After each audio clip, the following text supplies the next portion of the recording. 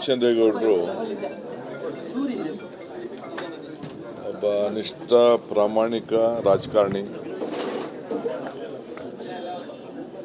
ನನಗೆ ಭಾಳ ಹತ್ತಿರ ಸಂಬಂಧಿಕರು. ಒಬ್ಬ ಕಾರ್ಪೊರೇಟರ್ ಆಗಿ ಬೆಂಗಳೂರು ನಗರದಲ್ಲಿ ಒಂದು ಸಣ್ಣ ಪ್ರತಿಯೊಬ್ಬ ಸಣ್ಣ ನಾಗರಿಕರಿಗೂ ಕೂಡ ಗೌರವ ಕೊಟ್ಟು ಅವರ ಜೊತೆ ಬೆಳೆದು ಅವರ ಕಷ್ಟ ಸುಖಗಳನ್ನು ಅರಿತು ಸೇವೆಯನ್ನು ಮಾಡ್ಕೊಂಡು ಬಂದಂಥವ್ರು.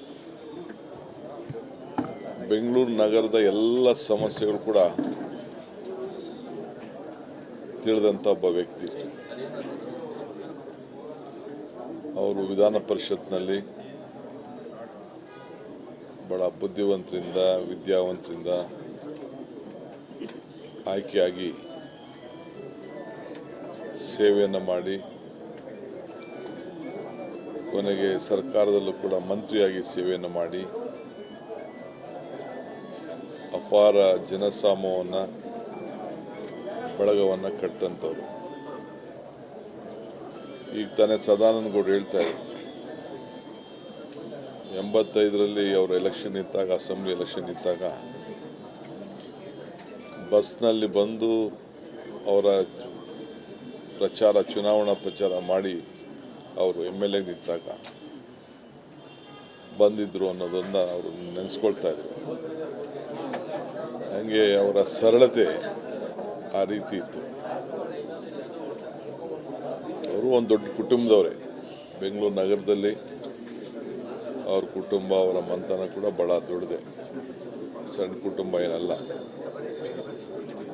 ಅವರ ಭಾಳ ದೊಡ್ಡ ಅಭಿಮಾನಿ ಬಳಗ ಇದೆ. BJP ಮತ್ತು ಯಡಿಯೂರಪ್ಪನವರು ಅವ್ರನ್ನ ಭಾಳ ಹತ್ತಿರದಿಂದ ಎಲ್ಲ ತೀರ್ಪುಗಳಲ್ಲೂ ಕೂಡ ವಿಶ್ವಾಸಕ್ಕೆ ತೆಗೆದುಕೊಳ್ತಾ ಇದ್ದು ನಾನೆಲ್ಲ ಗಮನಿಸಿದ್ದೇನೆ. ನಮ್ಮ ಹತ್ರ ಅನೇಕ ವಿಚಾರಗಳನ್ನು ಕೂಡ ಅವರು ಚರ್ಚೆ ಮಾಡ್ತಾಯಿದ್ರು. ನನ್ನ ಪ್ರಮಾಣ ವಚನ ಸ್ವೀಕಾರ ಸಂದರ್ಭದಲ್ಲಿ ಅವರು ಭಾಗವಹಿಸಬೇಕು ಅಂತ ಭಾಳ ಮನಸ್ಸಿನಲ್ಲಿ ಆತಂಕ ಇತ್ತು.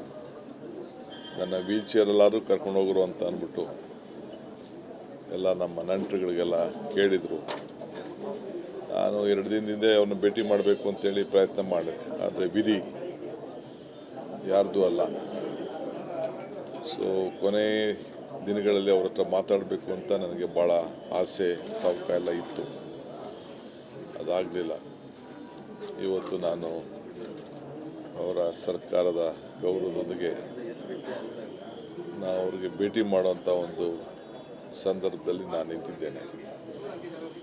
ದೊಡ್ಡ ಕುಟುಂಬ ಅವ್ರದ್ದು, ದೊಡ್ಡ ಅಭಿಮಾನಿ ಬಳಗ.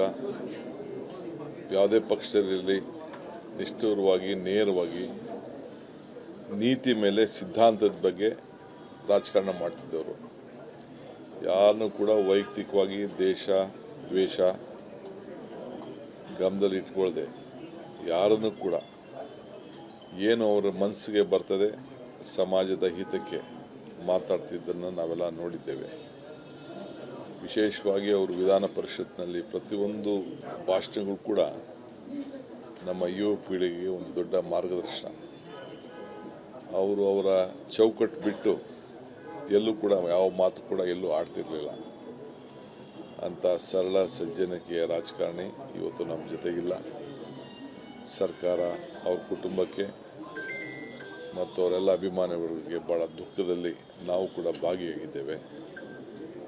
ಸೊ ದೇವರು ಅವರ ಕುಟುಂಬಕ್ಕೆ ಮತ್ತು ಅವರೆಲ್ಲ ಅಭಿಮಾನಿಗಳಿಗೆ ಈ ದುಃಖದಲ್ಲಿ ಅವ್ರಿಗೆಲ್ಲ ಕೂಡ ಶಾಂತಿ ಸಿಗಲಿ ಅಂಥೇಳಿ ನಾನು ಪ್ರಾರ್ಥನೆ ಮಾಡಿ 4 ಮಾತು ಹೇಳಲಿಕ್ಕೆ ಬಯಸ್ತಾ ಇದ್ದೇನೆ.